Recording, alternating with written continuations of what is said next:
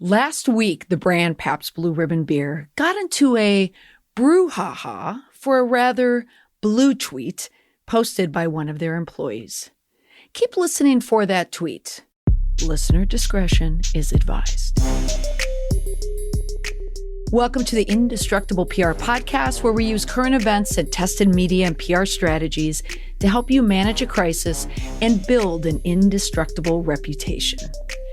Twitter can be a great way to connect with customers and show off your brand's personality. But is it safe to be snarky and sarcastic? There's a thin line between being clever and sounding mean, and you don't want your brand to cross it. My guest, Dusty Weis from PodCamp Media, a branded podcast production company, joins me this week to discuss tips for having a snarky, edgy Twitter account without damaging your brand. Take a listen. Dusty, I'm so happy yet not to speak with you on the podcast today. Welcome. How's that for an intro? I'm here for it. Thank you, Molly. Thank you for the invitation. It's an absolute pleasure to be here with you. Dusty, the topic we're going to talk about today is one I'm so excited to talk about it, not only the topic, but also to talk about it with you. But before we get there, I have to take this dog leg before we even get into it to introduce who you are. On this podcast, I was a guest on your amazing podcast about PR and marketing, Lead Balloon, and you had interviewed me about my experience with FEMA, and that aired, it was episode like 25, 26? Right around in there, yeah. Episode 25, yep. One of the best, one of the most compelling episodes that we've done so far, and that was solely based in just the intensity and the heartfeltness of the story that you and your former colleague Mike told.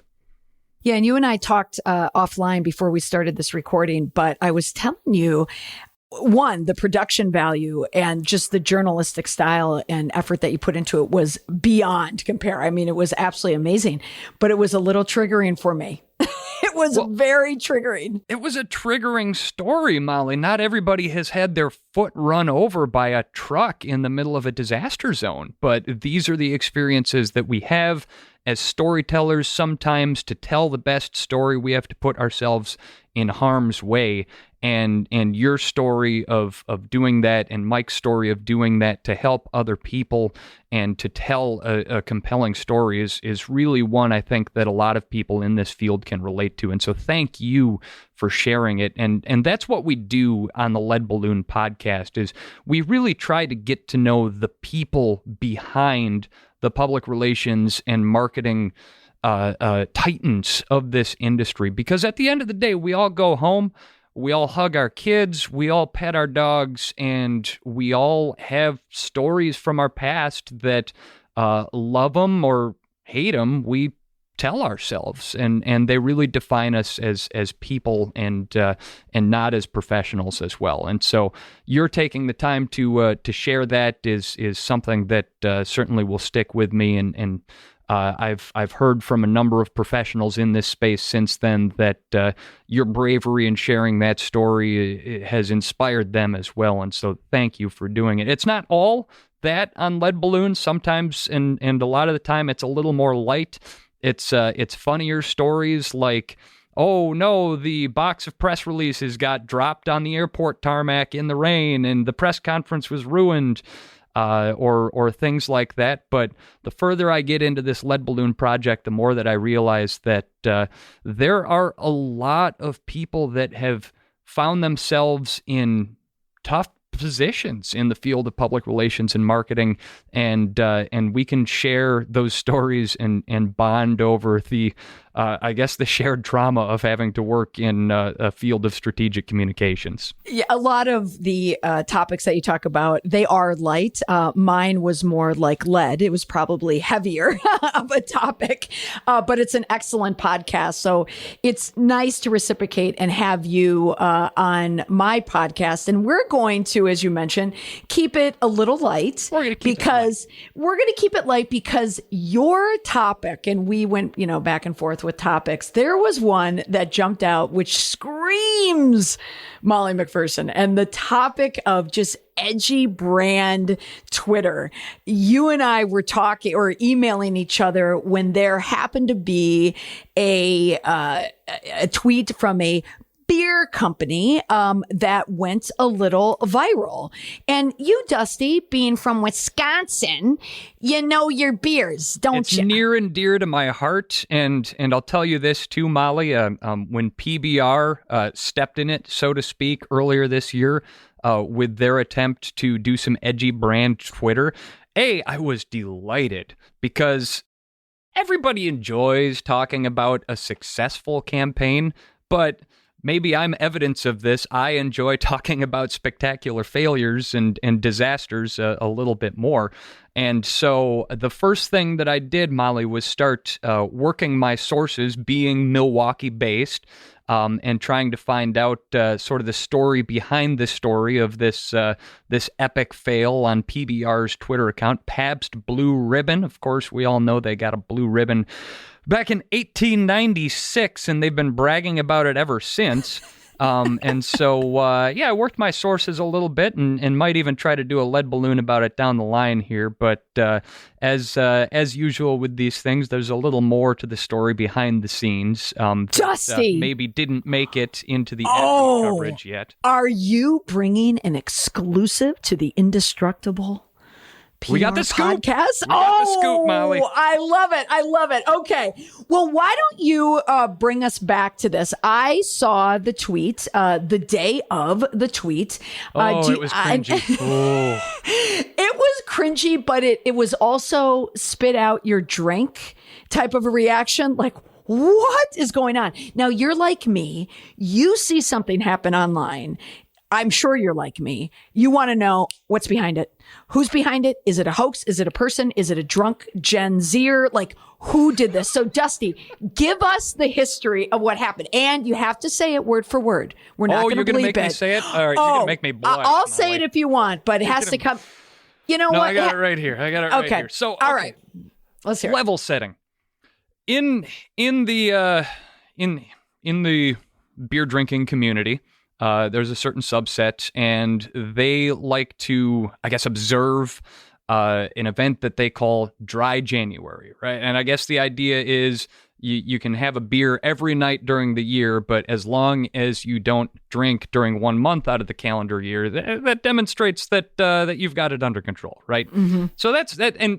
And here's the thing, like it's important to keep drinking in control. I say this coming from Wisconsin, where we are very, very enthusiastic about beer and celebration of life and all of that kind of thing. Well, and saying this from someone from Minnesota, that is what you are all about. Just drinking yourself into oblivion, Well, and we're better at it than you guys over in Minnesota, too. I'll tell you that. All right, the competitive part of me is already coming out here.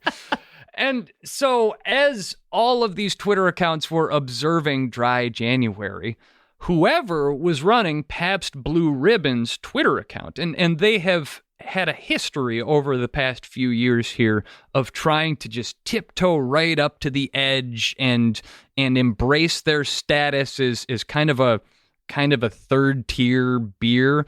They're not a beer that gets served in fine goblets unless it's being done ironically. You know what I mean? They're a parking lot beer. Yes. Is how we would refer to it around here in Wisconsin. You drink a PBR at the tailgate at Miller Park or Lambeau Field, and maybe you drink 4 or 5 of them and crush the can over your head when you're done. But this is not a fine drinking experience here.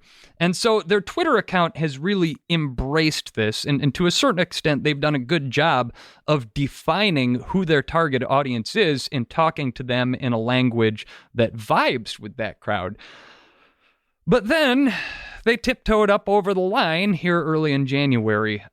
First, when they tweeted out a really incredible Photoshop job that advertised, here at PBR, we're not celebrating dry January, we're celebrating wet January. Mm. And it had a big wave and dolphins and water skis and is very testosterone infused thing that I think a lot of people looked at it and said, oh, that's pretty funny. And then a lot of people went at this and said, well, wait a minute. Are you mocking sobriety here? Are you mocking this effort by people to exert control over alcoholism? Like, what are you driving at?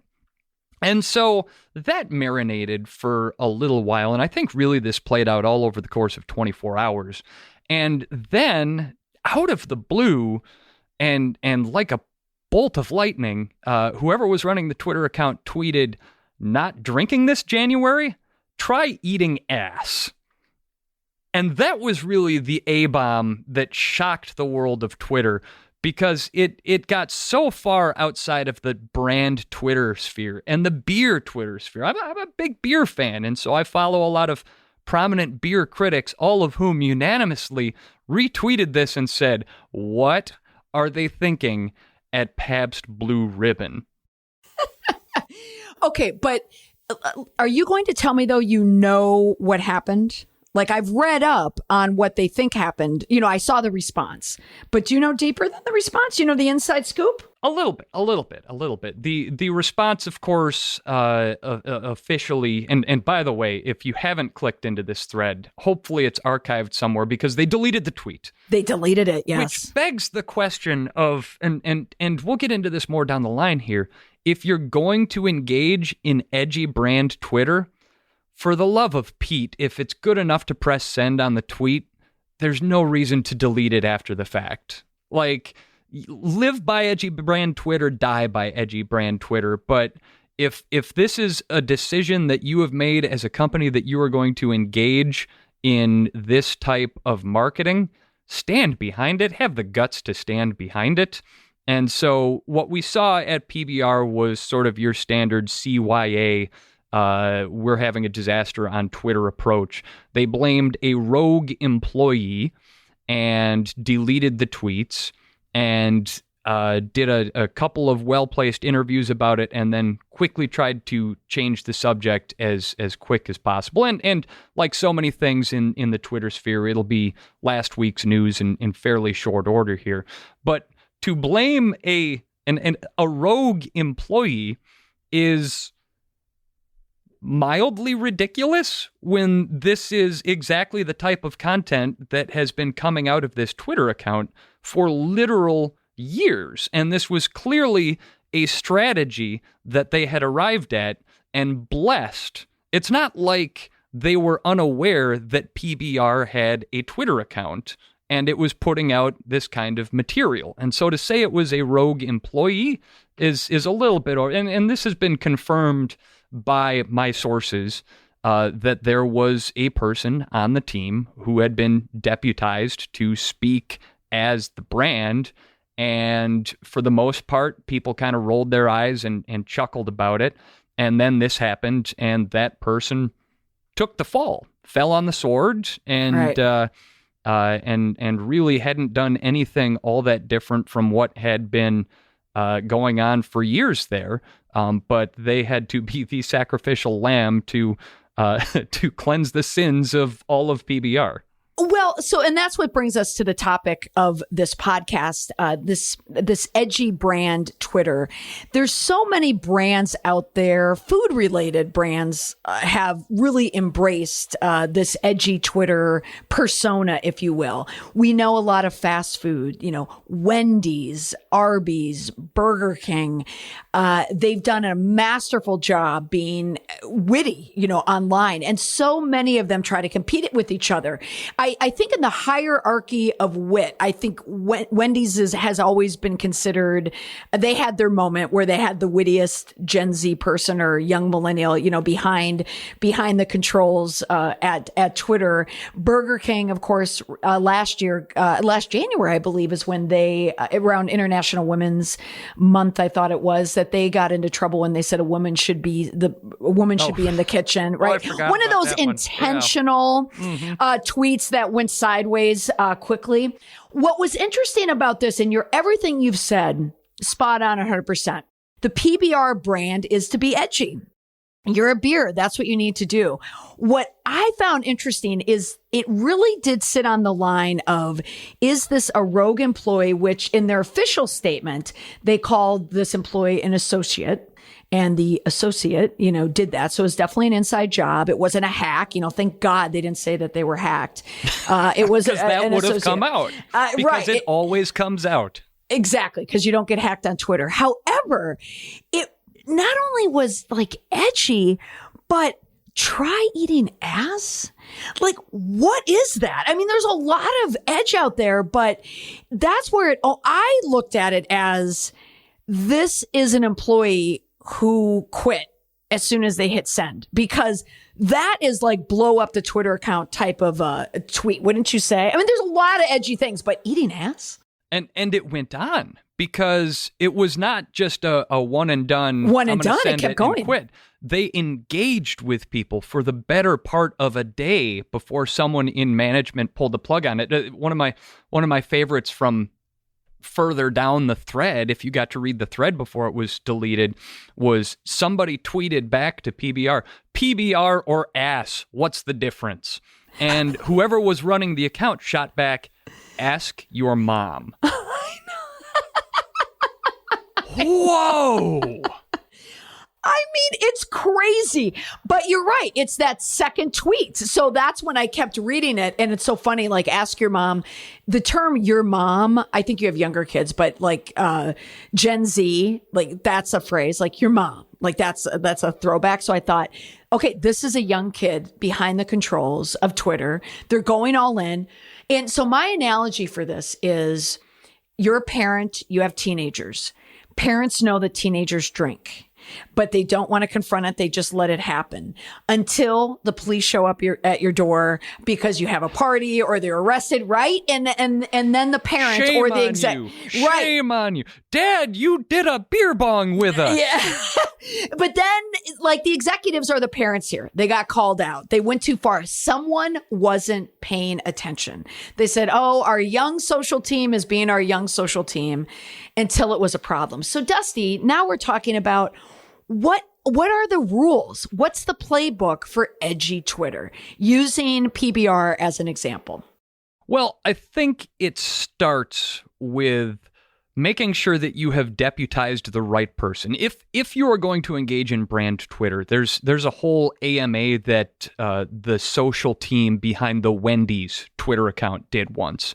And it's actually a really fascinating AMA if you want to dive into Reddit and read it, because they lay out their process. And Wendy's actually, they use a committee of people to come up with these things, but it's not a committee style process. It's because you have to be quick, you have to move, you can't send it through a lot of approvals or it'll never get done. And so Wendy's has this social media team that they've built a process where the only time that they need to get approval from up the chain is when they are attacking their competitor McDonald's. Yes. In a tweet. That's the only time. Other than that, they have a well-defined set of guardrails that they are expected to stay within, but they can just basically do whatever they want and sass whomever they want to sass. And reading that too, that Wendy's profile, it has this SNL writers room feel. They are, a TV show. They all collaborate. They're working together. It's like a comedy team. Like they're script writers. They're writers working on a project. In this case, it happens to be Twitter. So for the big brands, they can do it and they can do it well and they have the talent there. But Dusty, would the average brand, should they be getting into edgy Twitter? The average brand can't afford to hire 5 or 6 comedians to sit around and write Twitter jokes all day. And so if you are the average brand and you're looking to be edgy on Twitter, the first thing that you have to do is make sure that it feels authentic, because for every one of these brands that steps over the line, you have 10 brands who just get mocked mercilessly for hello fellow kidsing it. The Steve Buscemi meme where he's trying to act like he's a kid. If you come across as insincere or inauthentic in brand Twitter, you are just as likely, if not more likely, to get panned and beat up by everybody else. eviscerated.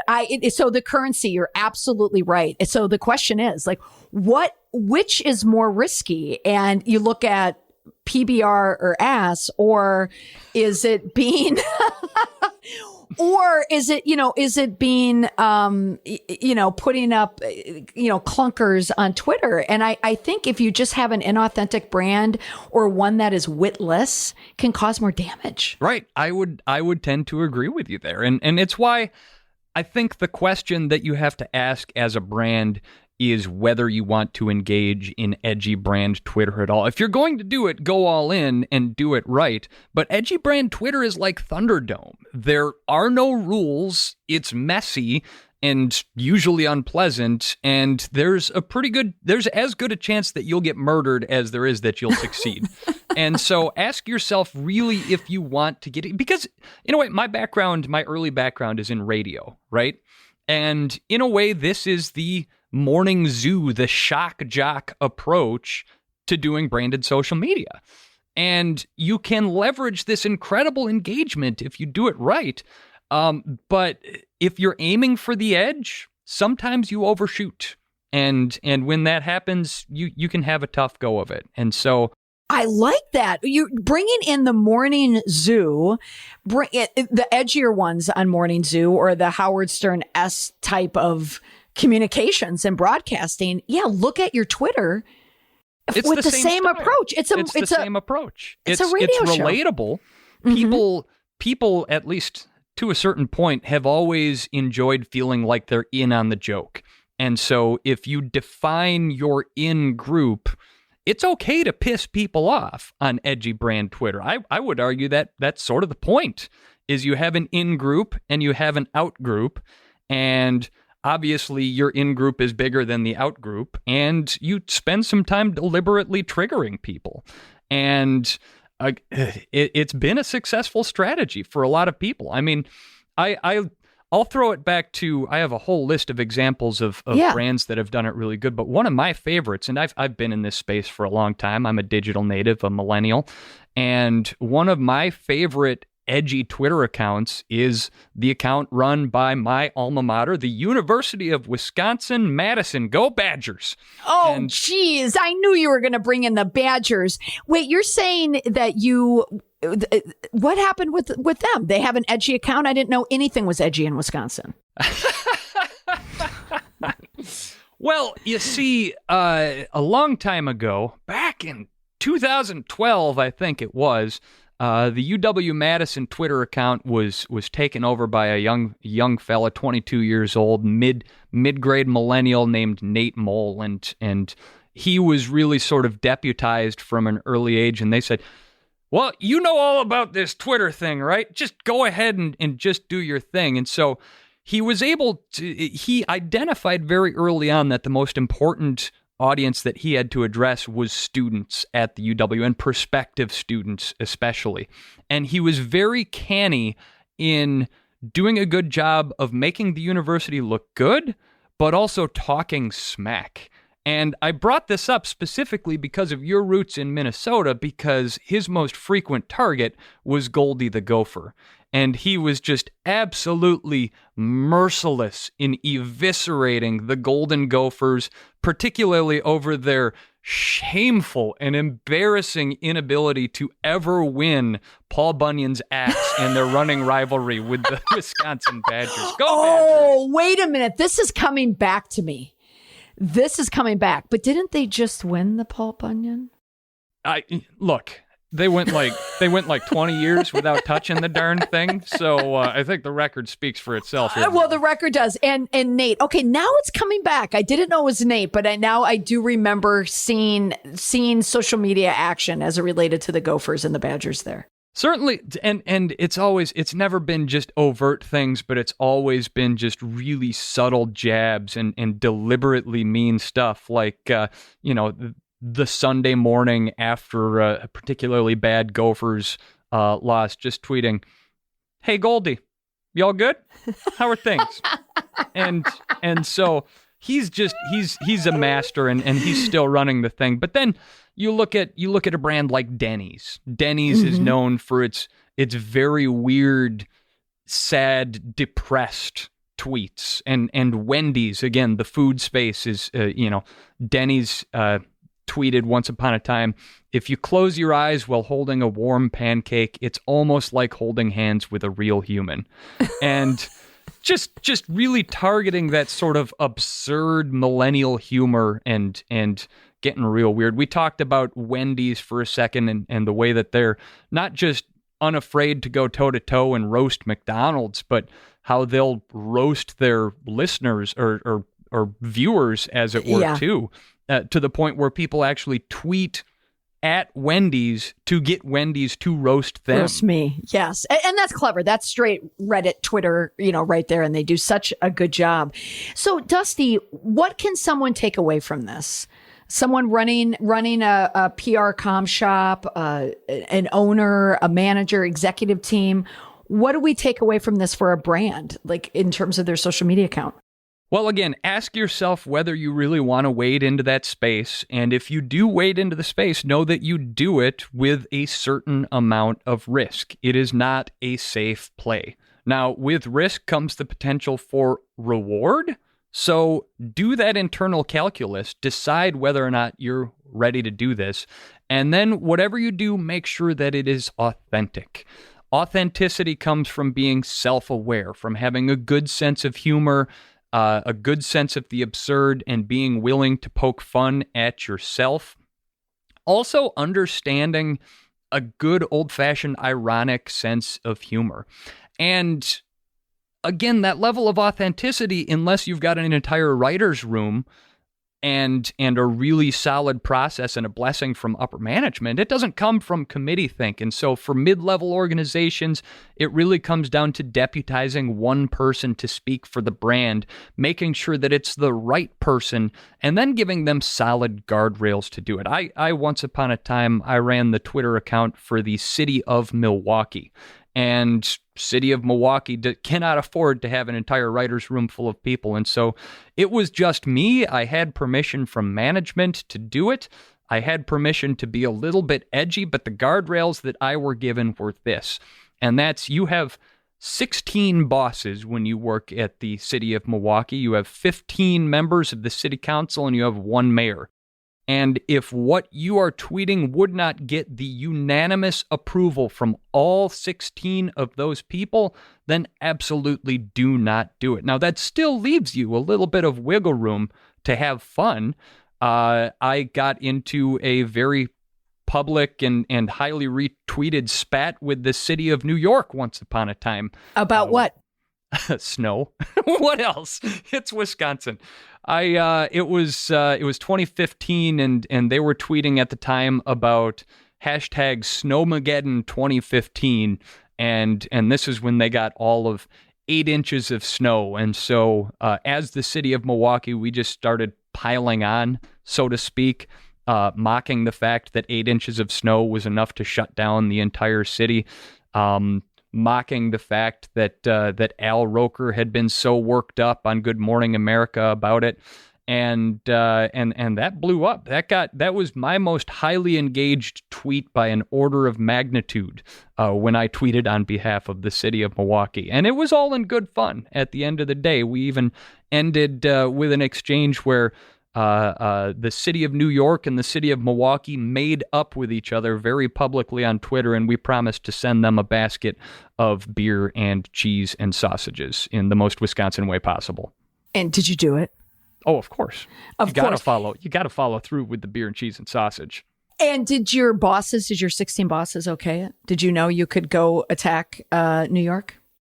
I knew that nobody would have a problem with us coming out swinging at New York, because at the end of the day, punching up is always a popular thing on social media.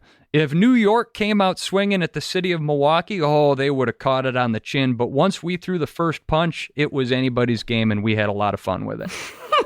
And you want to make sure, though, you don't go too far, because you don't want to be Twitter sleeping with the fishes because you annoyed someone in New York just a little bit too much, and that would have been the end. So, Dusty, I have to ask, when you're in Milwaukee, did any of your tweets say Shamil Shamazel? I actually had a lot of fun running the City of Milwaukee Twitter account because I also had access to the historic archives.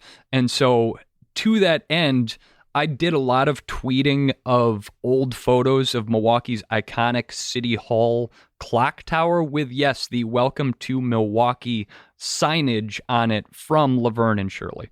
And I'll add that if you ever come to Milwaukee, Molly, you and I can take the Lakefront Brewery tour together, which is staffed by very edgy local comedians. It is always a laugh, and it ends at that very same bottling line from Laverne and Shirley. They actually bought their bottling line from the old Schlitz Brewery, and so you can stand there with bottles running down and put a glove on it and sing the song as the bottles run down the line. Oh, that sounds cool. That sounds Get great. you to Milwaukee. Let's go, Molly. Oh, yeah. Dusty, I've been to Milwaukee. I went to a Braves game. They lost to the Mets, Oh, that's great. Well, congratulations on that. That is a career high in the whole social media world. And you must also have been terrified, too, at the same time. Because when you hit send, you never know what's going to happen. It is a lot of responsibility to tweet on behalf of an entire population of 600 and some thousand people. But I always enjoyed that very much. And I always enjoy talking smack about you folks in the bigger cities, too. So, Well, I do think it's funny. Milwaukee's a scrappy town. It's scrappy. I think it's funny that you said that you said all the comedians in Milwaukee is it plural? Oh, yeah. Oh, yeah. See, you even got me doing it there right now. We got a raging comedy scene, and most of it comes with that sort of good-natured, I'm just a Midwesterner, and I have really, I've got thoughts and opinions about things, but really at the end of the day, they're not that important because, that's us in the Midwest in a nutshell. Your last funny comedian out of Milwaukee, in my opinion, was the late Chris Farley. Well, he went to Marquette, but he actually he did go to Marquette, and also I thought or Wisconsin. I know Tommy UW, Boy. He went to UW. UW, but Tommy Boy went to Marquette. I think that's what it was. The movie Tommy Boy. He went to Marquette. All right, Dusty, I'll give it to you that people in the Midwest, they have scrappier humor because we need to have it, right? Because it's so gosh darn cold there. It's a survival mechanism. It's survival. So, Dusty, at the end of every podcast, I always like to include one indestructible PR tip. It's that one takeaway that someone can learn from a podcast that will help them kind of create this indestructible brand. We had talked about, that edgy persona on Twitter. What is the takeaway for someone listening, whether they work in communications or they're running a business right now? What's that big takeaway when it comes to being that edgy, sassy person on Twitter? I think it is to have those guardrails and know to abide by them. But I'm gonna challenge the assertion that edgy is the way to go in 2022 here, Molly. And maybe this is a cut against the grain, but I think it's worth talking about because at the end of the day, edgy isn't necessarily about pissing people off. Edgy is about doing something different, is about doing something that hasn't been done. And so now that all of the brands on Twitter are edgy, are making your mama jokes, are telling people to eat ass, maybe the way to succeed on Twitter in 2022 is not to be mean edgy. Maybe edginess in 2022 is in being wholesome. And I'm just speaking for myself here, but radical empathy and being as nice as humanly possible. Maybe this is a Midwest thing. Maybe I am just tired and worn out from all of the meanness that we have seen in this world over the last half a decade here. But I think that the way to really, really make waves on social media is to be edgy in your wholesomeness. And I'll end with this example here. One of the big tweets from the end of 2021 that made a lot of waves and was actually recognized as a tweet of the year by Twitter came from Nick Jr. Do you remember Nickelodeon? the children's TV network on cable. And of course, as a millennial, I grew up with Nick Jr. and some of the shows there. But there was a show that, as an elder millennial, I was too old to really get into, but it was called Blue's Clues, right? Okay, hold on, Dusty, because when you talked about Nick Jr. at the beginning of the podcast, we talked about trauma from the past, and Nick Jr. to me brought me back to 4 kids watching Nick Jr. every day in the background. So a big portion, like a decade of my life, was all the Nick Jr. But yes, go on. I do remember it, but go on. As an elder millennial, I came up during the Rugrats era, the Rocko's Modern Life, the Ren and Stimpy. Like, these were all shows that were on TV then. And when my little sister was of this age, there was a show called Blue's Clues. It was about a dog, an animated dog, and his live-action friend Steve, and they went through and they found clues and they solved mysteries. Yeah, it was really kind of sappy, feel-good stuff.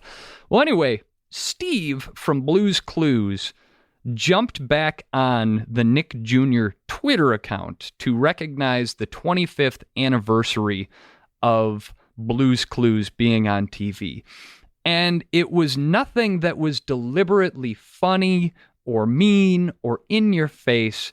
It was Steve adopting the persona again of this feel-good, wholesome kids show character, talking to now grown adults who had watched the show as a kid about going to college and getting a job and starting a family, and how it hasn't always been easy, but you've tried your best and you've done really well. And he ended by saying, "And I never forgot you and the lessons that we had along the way. And you look great, by the way. Whatever you're doing, it's working." And that was the tweet. That was the video. And it blew up on millennial Twitter. And I think that if you're going to be edgy in 2022, as we are all worn out and exhausted from the pandemic and the politics and all the toxicity, I think the way to be edgy is to embrace that wholesome vibe. Maybe I'm wrong. Maybe I'm just projecting what I want and what I'm hungry for. But I'll say this: one of my favorite tweets from 2021 was Giannis Antetokounmpo, NBA MVP, star of the Milwaukee Bucks basketball team, and the morning after they won the NBA title, he live streamed it as he went through the drive-thru with the NBA trophy in his lap and just wanted some Chick-fil-A. That was it. Giannis wanted 50 pieces of chicken because he had shot 50 points the night before. The Instagram video was reblogged just a million times. I think somebody calculated that he created $294.8 million in brand value for Chick-fil-A on that day. And Chick-fil-A's Twitter account never responded. Missed opportunity, Molly. Yeah. And if they had embraced wholesome Twitter, they would have been rolling in it. They missed it. Maybe it happened on a Sunday, and that's the problem. They weren't working. But look at you, Dusty, bringing in, dropping in your Milwaukee Bucks bomb in there. Yet you're sitting there in your Green Bay hoodie with, being led by Aaron Rodgers. And how's Aaron Rodgers for your good guy branding? So, not to take your thesis off the rails, but okay, we'll leave you right there, Mr. Wisconsin, with all your sports analogies there. Yeah, that's another podcast for another day. Whoa, Aaron Rodgers. I'm just going to I'm going to keep myself warm in this 0-degree weather by standing next to that dumpster fire, Molly. Hey, it's been great. Thank you so much for having me on your podcast. We really appreciate that here in Milwaukee, and it's just been a real pleasure. We love what you do. Oh my gosh. Well, Dusty, thank you so much for talking to us about brand Twitter and being edgy and not being edgy. And, I like in the end, what you're saying is maybe a little Minnesota nice goes a long way on social media. I think you're right, Molly. And hey, get home safe and watch out for deer, okay? All right, you betcha. Thanks for talking to us. Thanks, Molly. That's all for this week's podcast. My thanks to Dusty Weis from PodCamp Media for joining me.